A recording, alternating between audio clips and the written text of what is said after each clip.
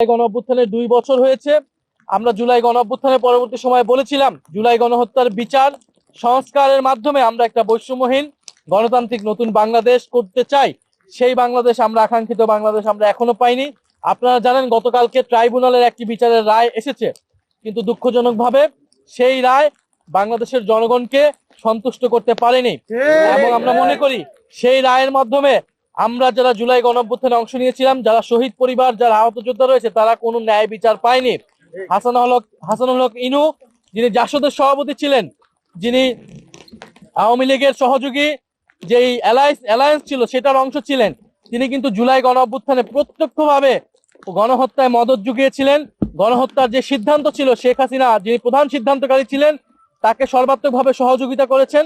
ফলে আমরা মনে করি তাকে যে 10 বছর করে 3টি মামলা সাজা দিয়েছে, এটা এনাফ না, এটা যথেষ্ট নয়। আমাদের আবেদন থাকবে রাষ্ট্রপক্ষ যাতে এটা আপিল করে, এবং আমরা তার কঠোর থেকে কঠোর বিচার প্রত্যাশা করছি। এই সরকার আসার পরে মাত্র 2টি মামলার রায় আমরা পেয়েছি, এবং তদন্ত কার্যক্রমে রিপোর্ট দাখিলে আমরা যথেষ্ট ধীরগতি দেখছি। ফলে আমরা আশা করব যে সরকার এবং ট্রাইব্যুনাল দ্রুত সময়ের মধ্যেই বিচার নিষ্পন্ন করবে, এবং অলরেডি শেখ হাসিনার মামলার রায় হয়ে রয়েছে।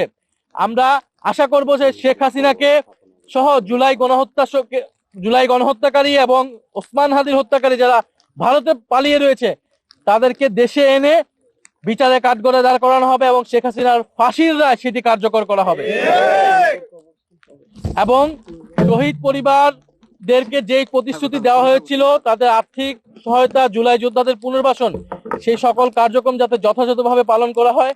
আমরা যে কবরস্থানগুলো আজকে আসলাম, এবং সারা বাংলাদেশে যে কবরস্থানে সংরক্ষণ করার একটা পরিকল্পনা ইন্টারিম গভর্নমেন্টের সময় নেওয়া হয়েছিল, কিন্তু এই কর্মসূচিটা পালন করা হয়নি, এই কার্যক্রমটা পালন করা হয়নি। ফলে আমাদের দাবি থাকবে যাতে কবরস্থানগুলো সংরক্ষণ করা হয়। আর প্রিয় সাংবাদিক ভাই বোনেরা, আমাদের যে অন্যতম দাবি যে জুলাই সনদ বাস্তবায়ন, সংস্কার বাস্তবায়ন, গণভোটের রায় অনুযায়ী সংস্কার বাস্তবায়ন। আমরা দেখলাম এই নির্বাচনের যে গণভোট এবং নির্বাচনের অন্যতম কমিটমেন্ট ছিল রাষ্ট্র কাঠামোর সংস্কার, বৈষম্যহীন বাংলাদেশ, আমরা এই সংস্কার এখনো পাইনি। ফলে এবারের জুলাই গণ অভ্যুত্থান যে উদযাপন, সেটা বার্ষিকী পালনের আমাদের অন্যতম মোটো হচ্ছে গণহত্যার বিচার এবং সংস্কার বাস্তবায়ন। আমরা সরকারের প্রতি আহ্বান জানাচ্ছি, শুধু নাম কস্তে জুলাই গণ অভ্যুত্থান পালন করলে হবে না। জুলাই গণ অভ্যুত্থানের যে আকাঙ্ক্ষা, সংস্কার বাস্তবায়ন, গণভোটের রায় বাস্তবায়ন করে সরকারকে প্রমাণ করতে হবে সরকার জুলাই গণ অভ্যুত্থানের পক্ষে আছে, জুলাই গণ অভ্যুত্থানের সাথে আছে। এবং জুলাই গণ অভ্যুত্থান জাতীয় জাদুঘর, যেটা সেই জাদুঘর খুলে দেওয়া হচ্ছে না।